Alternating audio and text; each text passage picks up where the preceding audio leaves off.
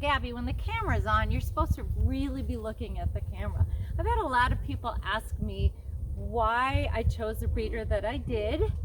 And it really wasn't about the breeder at first. It was about the pedigree. And I'm going to let my husband, since he's had 45 plus years experiencing on looking at pedigrees, I've gotten better at it, but obviously he's the expert. So I'm going to have him talk to you about why it's so important to look at the pedigree when you are choosing your puppy.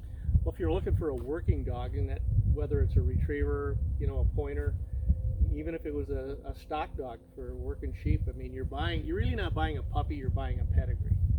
And most people don't realize that when they're looking at a pedigree, you can read certain things on a pedigree, especially for a retriever, that are going to tell you that it comes from working lines. And letters in front of parents' names might be an FC, means field champion, AFC, amateur field champion, or HRC, hunting retriever champion, MH, master hunter. I mean, there's things that you need to look for and know. Now, if you just see a CH in front of a name, that means show breeding.